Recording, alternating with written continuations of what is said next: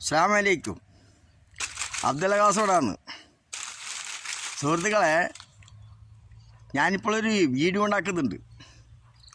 ഈ വീഡിയോ ഉണ്ടാക്കുന്നത് നിങ്ങളൊന്ന് ശ്രദ്ധിച്ച് കേൾക്കണം. കാരണം വെച്ചാൽ ഒരുപാട് കാര്യങ്ങളിപ്പോൾ ചർച്ച വിഷയമാണ്. അതായത് ഞാൻ വീഡിയോ നീളുന്നത് കൊണ്ട് ഇതിൽ ഞാൻ ആ വീഡിയോൻ്റെ ക്ലിപ്പൊന്നും ഞാനിപ്പോൾ ഇടുന്നില്ല. കാരണം വെച്ചാൽ വീഡിയോ വലുതായി പോകുന്നത് കൊണ്ട് ഞാനത് വീഡിയോ ഇടുന്നില്ല എന്നാക്കിയിട്ടുണ്ട്. അപ്പം ഞാനത് വാക്കുകൊണ്ട് മാത്രം ഇപ്പം പറയാൻ ആഗ്രഹിക്കുന്നു.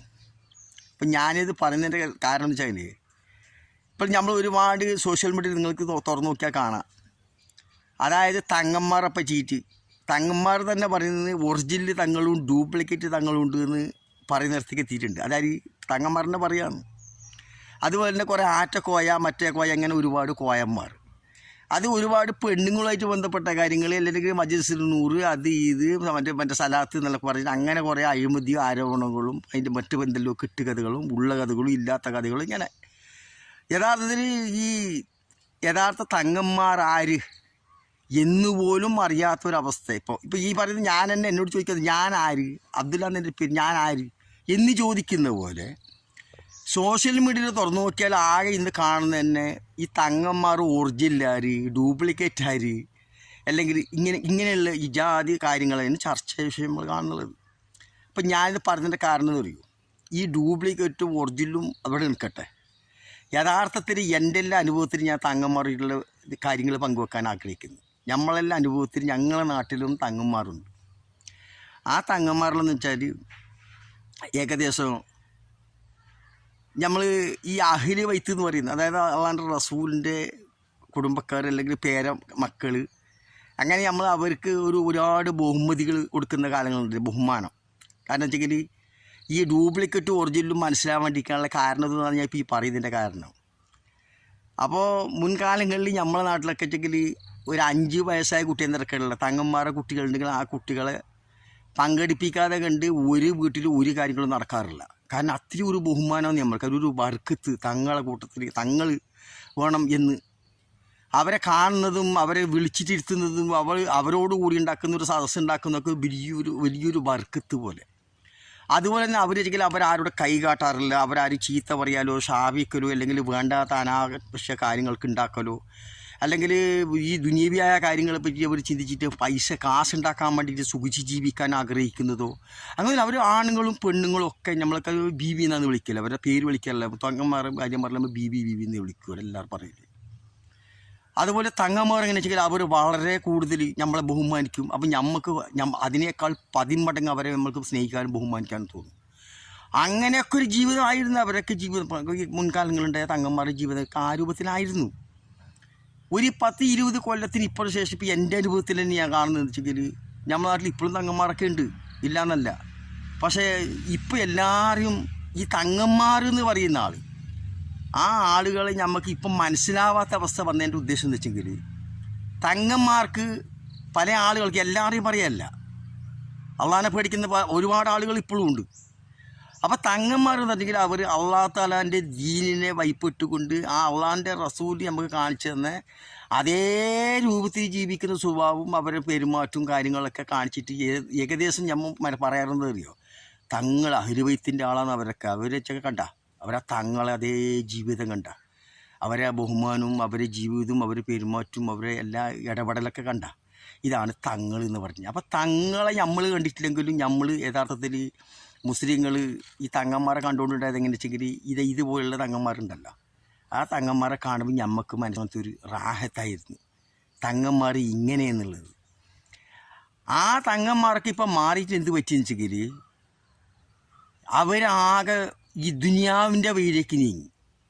ദുനിയാവിൻ്റെ വഴിയിലേക്ക് നീങ്ങി എന്ന് പറഞ്ഞാൽ അവരെ ഇപ്പോഴത്തെ അവസ്ഥയെന്ന് വെച്ചാൽ കാശുണ്ടാക്കാൻ വേണ്ടിയിട്ട് ചില ആളുകൾ, എല്ലാ തങ്ങന്മാരെന്നല്ല ഞാൻ പറയുന്നത്, കാശുണ്ടാക്കാൻ, പ്രൗഢി ഉണ്ടാക്കാൻ, വില നിലയൊക്കെ ഉണ്ടാക്കാൻ വേണ്ടിയിട്ട് അവർ വിചാരിക്കുന്നത് ഒരു കാലത്ത് അവർക്കുണ്ടായ നിലയും വില ഏത് രൂപത്തിൽ ആ രൂപം അവർ വിട്ടത് കൊണ്ടാണ് അവർക്ക് ഇപ്പം തങ്ങളാരെന്ന് ചോദിക്കുന്നിടത്തേക്ക് എത്തുന്നത്. ആരാണ് ഒറിജിനൽ തങ്ങൾ, ഡ്യൂപ്ലിക്കേറ്റ് തങ്ങൾ ഇതെന്ന് പറയേണ്ടിടത്തേക്ക് എത്തുന്നുള്ളത്. അപ്പം മുൻകാലങ്ങളിൽ അവർക്ക് നല്ല നിലയും വിലയും ഉണ്ടായത് എങ്ങനെ, ആ പ്രവാചകൻ കാണിച്ചു തന്ന പല കാര്യങ്ങളും അതേ അതുപടി ആ ബഹുമതിയോടുകൂടി ജീവിക്കുന്ന ഞാൻ തങ്ങളെ അഹ്ലു ബൈത്തിൻ്റെ ആൾ എന്ന് അവർ സ്വയം മനസ്സിൽ ആക്കിയിട്ട് ജീവിക്കുന്നുണ്ടായ ആ കാലഘട്ടത്തിലുണ്ടായ ജീവിതം ഉണ്ടല്ലോ, അത് കാണുമ്പോൾ നമ്മളെപ്പോലത്തെ ആളുകൾക്കും തോന്നിയത് ഇതാണ് നബിൻ്റെ കുടുംബം, ഇതാണ് അഹ്ലു ബൈത്ത് എന്ന് പറയുന്നത്. ഇന്ന് ആ രൂപം മാറിയിട്ട് അള്ളാൻ്റെ റസൂലിൻ്റെ ആ വഴിയൊക്കെ മാറിയിട്ട് ദുനിയാവിനെ സ്നേഹിക്കുന്ന രൂപത്തിലായിട്ട് അവരെന്തായി, കാശുണ്ടാക്കുന്ന ഒരു ഭാഗത്തേക്ക്, കാശ് ഏത് ഭാഗത്ത് ഉണ്ടാക്കാൻ പറ്റും, എങ്ങനെ ഉണ്ടാക്കാൻ പറ്റും എന്ന് പറയുന്ന ഒരുപാട് തങ്ങന്മാർ ആയിട്ടുണ്ട്. അവരിപ്പോൾ ഒരു പാവപ്പെട്ടവനെ കണ്ടാൽ ഇങ്ങോട്ട് അസ്സലാമു അലൈക്കും എന്ന് പോലും പറയാറില്ല. അവർ കാശുള്ളവരുമായിട്ട് മാത്രമേ അവർക്ക് ബന്ധമുള്ളൂ. ആ രൂപത്തിലുള്ള അനവധി തങ്ങന്മാർ നമ്മളെ അനുഭവത്തിലുണ്ട്. ഇവിടെയാണ് ഡ്യൂപ്ലിക്കേറ്റ് തങ്ങളും ഒറിജിനൽ തങ്ങളും എന്നുള്ള മാറ്റം വന്നതിൻ്റെ കാരണം. അപ്പോൾ ഞാൻ മുന്നേ പറഞ്ഞ പോലെ അള്ളാൻ്റെ റസൂലിൻ്റെ ആ സ്വഭാവം ഉണ്ടല്ലോ, ആ സ്വഭാവത്തിനനുസരിച്ച് പെരുമാറിയും പ്രവർത്തിക്കുന്ന സമയത്ത് അള്ളാൻ്റെ റസൂലിനെ നമ്മൾ അതിൽ കാണുന്നുണ്ടായിരുന്നു അവരെ. ഇപ്പോൾ അവരെ കാണുന്നത് ദുനിയാവിനെ സ്നേഹിക്കുന്ന ആളുകളുണ്ടല്ലോ, ദുനിയാവിനെ സ്നേഹിച്ചിട്ട് ജീവിക്കുന്ന അബൂജഹിലിനെ പോലത്തെ ആളുകളുണ്ട്. വലിയ ആളെന്ന് പറയാനും ശക്തവാനെന്ന് അറിയാനും വലിയ ആളെന്ന് പറയാനും 5 മീറ്ററിൻ്റെ തലക്കെട്ടൊക്കെ കെട്ടിയിട്ട് നടക്കുന്ന ഒരുപാട് ആളുകൾ ഇപ്പോൾ ഉണ്ട് നിലവിൽ. ആ അവസ്ഥ വന്നുകൊണ്ടാണ് ഇപ്പോൾ തങ്ങൾ ഒറിജിനൽ ചെയ്തെന്ന് അറിയുന്നില്ല എന്ന് തങ്ങന്മാർക്ക് തന്നെ പറയുന്ന ഒരവസ്ഥ വന്നത്.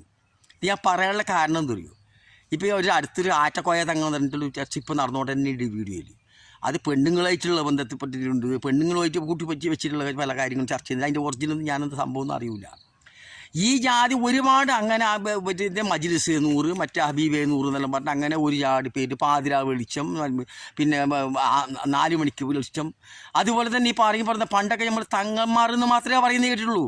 ഇപ്പം ഏതെല്ലാം തങ്ങന്മാരുണ്ട് അറിയപ്പെടുന്നത്? തങ്ങന്മാരെന്നല്ല അറിയപ്പെടുന്നത് ബടിത്തങ്ങൾ വേറെ, ഒരക്കത്തങ്ങൾ വേറെ, മുതുകിടിയിട്ട തങ്ങൾ വേറെ, ചെരുപ്പിടാത്ത തങ്കം വേറെ, തൊപ്പി വെച്ച തങ്കം വേറെ, താടി ഇല്ലാത്ത തങ്കം വേറെ, കടലിലേക്ക് പഴമെറിയുന്ന തങ്കം വേറെ, അതുപോലെ തന്നെ ക്രിസ്മസിന് കേക്ക് മുറിക്കുന്ന തങ്കം വേറെ. അപ്പം ഞമ്മക്കിപ്പോൾ മനസ്സിലാന്ന് വെച്ചെങ്കിൽ ഒറിജിനൽ തങ്ങാര് എന്നത്തേക്ക് ജനങ്ങളെത്തി എന്നുള്ളതാണ്. ജനങ്ങൾ വിചാരിക്കുന്നത് ഒറിജിനൽ തങ്ങളാര്, ശിർക്കിൽ നിന്ന് മുക്തമാക്കിയിട്ട് കൊണ്ടുവന്ന് ഇസ്ലാമിനെ സംരക്ഷിക്കേണ്ട തങ്ങൾ, അള്ളാഹ് അല്ലെങ്കിൽ മനുഷ്യൻ്റെ രൂപത്തിലുള്ള ഒരു ആൾ, ദൈവം എന്ന് പറയുന്ന ആൾ ആഘോഷിക്കുന്ന സമയത്ത് കേക്ക് മുറിക്കാൻ വേണ്ടി പോകാൻ പറ്റുമോ? അവിടെയാണല്ലോ ഒറിജിനൽ തങ്ങളായിരുന്നുള്ളത് നമുക്ക് സംശയം വരുന്നുള്ളത്. പറയുമ്പോൾ ഞാൻ ഓനെ പറഞ്ഞു ഇവനെ പറഞ്ഞു എന്ന് പറയില്ലേ, നിങ്ങളൊന്ന് ചിന്തിച്ച് നോക്കണം. കാളിപ്പട്ടം വാങ്ങി കാളിയായിട്ട് നിൽക്കുന്ന ആൾ പോലും മറ്റൊരാൾക്ക് ആഘോഷിക്കുന്ന ഓൻ്റെ വിഗ്രഹാരാധന അല്ലെങ്കിൽ ഒരു മനുഷ്യനെ ദൈവമായിട്ട് കാണുന്ന ആ ആരാധനക്ക് പോയിട്ട് അന്ന് മതസൗഹാർദ്ദം പറഞ്ഞ് കേക്ക് മുറിച്ചാൽ ആ മുറിക്കുന്ന ആളിൽ നിന്ന് അതിൻ്റെ അണികളായ എന്നെപ്പോലത്തെ പാണരന്മാരായ മുസ്ലിങ്ങൾ അതിൽ നിന്ന് എന്ത് സന്ദേശം നമുക്ക് ലഭിക്കുന്നുള്ളതായിരുന്നു? അത് തെറ്റോ ശരിയോ എന്ന് പറഞ്ഞാൽ എന്താന്ന് പറയുന്നത് വഹാബി, മുജാഹിദ്, മറ്റോന് മറിച്ചോന്ന്. ഇങ്ങനെ ഒരുപാട് കാര്യങ്ങളിൽ തങ്ങന്മാരിൽ നിന്ന് തന്നെ മാറ്റം വന്നിട്ടുണ്ട്. ഇങ്ങനെ മാറ്റം വന്നപ്പോഴാണ് നാളെ ഇത് പാടില്ല എന്ന് അതേ തങ്ങൾ നമ്മളോട് പറഞ്ഞാൽ എന്താക്കും, ഞമ്മ ഒരു നിങ്ങൾ കുറിച്ചിട്ടില്ല കേക്ക് അപ്പോൾ എന്താ വെച്ചാൽ ദുനിയാവിനെ സ്നേഹിക്കുന്നിടത്തേക്കും ദുനിയാവിൽ പ്രൗഢി ഉണ്ടാക്കാനും വേണ്ടിയിട്ടും വിലയുന്നലും അങ്ങനെയാണ് കിട്ടേണ്ടത് എന്ന് ഉദ്ദേശിച്ചത് കൊണ്ടെന്തായി ഞാൻ നേരത്തെ പറഞ്ഞ പോലെ തങ്ങന്മാരായിട്ട് ജീവിക്കുന്ന സമയത്ത് നമ്മൾ റസൂലിനെ അവരിൽ കണ്ടിരുന്നു. ഇപ്പോൾ നമ്മൾക്ക് അവരിൽ ആ റസൂലിനെ കാണുന്നില്ല. അപ്പം നമുക്ക് ഇപ്പം എല്ലാവർക്കും സംശയം വന്ന് ഈ തങ്ങളാര്, ഇതാണ് ഇപ്പോഴത്തെ അവസ്ഥ എന്നിരുന്നത്. നമ്മൾ മനസ്സിലാക്കേണ്ടത് അവിടെയാണ് തെറ്റിയിട്ടുള്ളത് നമ്മൾക്ക്. എന്നിട്ട് നമ്മൾ തങ്ങന്മാർ യൂണിയൻ വേറെ വേണമെന്ന് ഒറിജിനൽ തങ്ങന്മാർ വേറെ വേണമെന്ന് പറഞ്ഞ കാര്യം നടക്കുമോ? അപ്പം ഇങ്ങനെ ദുനിയാവിനെ ആഗ്രഹിക്കുന്ന പല ആളുകളും പല രൂപത്തിലും അതിൽ ഒറിജിനലൊക്കെ ഡ്യൂപ്ലിക്കേറ്റും കൂടി വന്ന് ആകമാനം ഇപ്പോൾ ഇസ്ലാമിനെ വികൃതമാക്കിയിട്ട് എന്നിട്ട് പിന്നെ അതേ ആറ്റക്കോയ എന്ന് പറയുന്നത് ഞങ്ങൾ പറയുന്നത് ഞാൻ തങ്ങളാണ്. പിന്നെ തങ്ങന്മാരെ ആരും കുറ്റം പറയാൻ പാടില്ല. എന്നിട്ട് പറയുന്നത് അത് അള്ളാൻ്റെ റസൂല് പൊറുക്കൂന്ന്, ഓർക്ക് പുറത്തു കൊടുക്കട്ട്. ആർക്ക് ഈ കുറ്റം ചെയ്ത തങ്ങൾക്ക് അള്ളാൻ്റെ റസൂല് പുറത്തു കൊടുക്കുന്നു, ഉപ്പാപ്പ പുറത്തു കൊടുക്കും. അപ്പോൾ ജോനി ചുറ്റും ചെയ്യുക ആയിരിക്കും തങ്ങൾക്ക്, ഈ പറഞ്ഞ തങ്ങൾക്ക്. ഇത് ഏത് ദീന്? അപ്പോൾ ജോൻ എന്ത് ദീൻ എന്ന് മനസ്സിലാക്കി ഈ പറഞ്ഞ തങ്ങളെന്ന് പറയുന്നതാണ്. ഈ അള്ളാൻ്റെ റസൂല് പറഞ്ഞത് എൻ്റെ മകൾ ഫാത്തിമ എൻ്റെ കരളിൻ്റെ കഷ്ണമാണ്, അവൾ കട്ടാൽ പോലും ഓളെ കഴിഞ്ഞാൽ വെട്ടിക്കളി. ഇതാണ് ഇസ്ലാമിൻ്റെ വിധി. പിന്നെങ്ങനെ ഈ പേരക്കിടാമെന്നല്ല പറയുന്നത് ഈ നബിൻ്റെ കുട്ടി സന്താനങ്ങളായ നമ്മൾ തങ്ങളിൽ നിന്ന് വിളിക്കുന്നത് ജോൻ തെറ്റ് ചെയ്തെങ്കിലും നീ തെറ്റ് ചെയ്തത് എന്തെന്ന് ചോദിച്ചാൽ അത് വലിയൊരു പാവമെന്ന് ജോൻ പറയൽ. അത് ഉപ്പാപ്പ പുറത്തു കൊടുക്കും. ഉപ്പാപ്പയ്ക്ക് പുറത്തു കൊടുക്കാൻ ആർക്കും അധികാരം കൊടുത്തില്ല. ഓർക്കൊണ്ടോ അള്ളാഹല്ലേ. ഇപ്പം ഇവിടെയാണ് പ്രശ്നം. അതുകൊണ്ട് ദീനിനെ മുറുക്കെ പിടിച്ചിട്ട് ഞാൻ ഒരു പാണരനാണ്, എനിക്ക് പറയാൻ വിവരമോ അവകാശമോ അധികാരമൊന്നും ഉണ്ടെന്ന് ഞാൻ തോന്നുന്നില്ല. പക്ഷെ എവിടെ തെറ്റുന്നു എന്നുള്ളതാണ് എൻ്റെ അറിവിൻ്റെ ഞാൻ പറഞ്ഞത്. വേറെ എന്തെങ്കിലും ഞാൻ ആരെങ്കിലും ആക്ഷേപിക്കാനും വിമർശിക്കാനൊന്നല്ല ഇത് പറഞ്ഞത്. അവരവർ നിൽക്കേണ്ടടുത്ത് നിൽക്കണം. അവരവരടുത്ത് നിൽക്കേണ്ടടുത്ത് നിന്നില്ലെങ്കിൽ ഇവരാണ് ദീനെ തകർക്കുന്നവരെന്ന് നമുക്ക് പറയാൻ പറ്റും. അള്ളാൻ്റെ റസൂൽ ഏത് കാണിച്ച് അള്ളാൻ്റെ റസൂൽ പൊറുക്കൊന്നും ചെയ്യില്ല. കാരണം എന്താ അറിയോ, അള്ളാൻ്റെ റസൂൽ ഈ ദീനെ പൂർത്തിയാക്കിയത് 7 ദിവസം കഴിഞ്ഞ് നാറുന്ന ഒട്ടകത്തിൻ്റെ കുടൽമാല ഉണർന്നിട്ട് നബിൻ്റെ കഴുത്തിലിട്ടു. സത്യം നേർവഴിന്ന് പറഞ്ഞതിന് വേണ്ടിയിട്ട്, സത്യം പറഞ്ഞതിന് അള്ളാൻ്റെ റസൂലിനെ കല്ലെറിഞ്ഞു.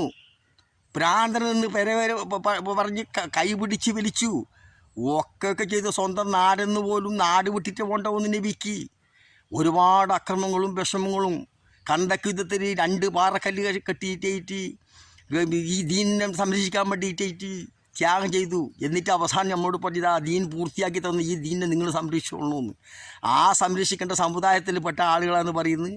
നിങ്ങൾ തങ്ങന്മാരെ ആരും കുറ്റം പറഞ്ഞിട്ടുണ്ട, അത് ഉപ്പാപ്പ പുറത്തു കൊടുക്കും. ഇത്ര അള്ളാൻ്റെ റസൂൽ കഷ്ടപ്പെട്ട് ഈ ദീനിനെ പൂർത്തീകരിച്ച് തന്നിട്ട് പറഞ്ഞിന് എനിക്ക് തോന്നിയ ദിവസം കളിക്കാനാ. അതുകൊണ്ട് നമുക്ക് പറയാനുള്ളത്, ഇങ്ങനത്തെ തങ്ങന്മാർ അങ്ങനത്തെ എല്ലാം തങ്ങന്മാരെ പിന്നിൽ പോന്നോന് ഏത് അനന്തരക്കുള്ള അള്ളാഹ് തരേണ്ട നാളെ മറുകൊണ്ട് ഓർക്ക് വളരാനുള്ള സാഹചര്യം ഉണ്ടാക്കി കൊടുത്താൽ നമ്മളാണ് അവരെ വളർത്തുന്നത്. നമ്മളവരെ ബഹിഷ്കരിക്കണം. അങ്ങനത്തെ ആളുകളെ അവരെ പിന്നിൽ പോകരുത്. അവർക്ക് ദുആക്കൊന്നും ഉത്തരവൊന്നും കിട്ടൂല, വെറുതെ എന്നത്. അങ്ങനെ നബിൻ്റെ കുടുംബത്തിൽ എത്രയോ ആളുകളുണ്ട് ഇസ്ലാമിൽ നിന്ന് പുറത്തായ ആൾ. ഓർലെ നമുക്ക് എന്തെങ്കിലും റളിയല്ലാഹു പറയാൻ പറ്റുമോ? അല്ല തങ്ങളുടെ കുടുംബം എന്ന് പറയാൻ നമുക്ക് പറയാം, അതൊന്നും പറ്റൂല. അപ്പോൾ അതുകൊണ്ട് ഈ പോകുന്ന പാണരന്മാരായ പാവങ്ങളായ മുസ്ലിങ്ങളോട് നമുക്ക് പറയാനുള്ളത്, ഇങ്ങനത്തെ തങ്ങന്മാരെ ബഹിഷ്കരിക്കാതെ കണ്ട് ഈ സമുദായം എൻ്റെ രക്ഷപ്പെടുന്നതല്ല. കാരണം ഈ പണ്ഡിത നേതൃത്വം ഈ തങ്ങന്മാരൊന്നും ഈ മുസ്ലിങ്ങളെ നേർവേലിക്ക് നയിക്കുന്നു തോന്നുന്നില്ല. അങ്ങനെ ഒരുപാട് ആളുകളുണ്ട്, നല്ലവരില്ല എന്നല്ല പറയുന്നത്. പക്ഷെ ഒരുപാട് ആളുകളും ഇന്ന് പല രൂപത്തിലും ഈ സമുദായത്തിനെ പറയിപ്പിക്കുന്ന തങ്ങന്മാർ വരെ ഇസ്ലാമിലുണ്ട് എന്നുള്ളതാണ്. ഇത്തരം പറഞ്ഞുകൊണ്ട് വീഡിയോ നിർത്തുന്നു. എന്ന് തെറ്റുകുറ്റങ്ങൾ ക്ഷമിക്കും. അടുത്ത വിളിക്കുന്ന ഒരു അസ്സലാമു അലൈക്കും.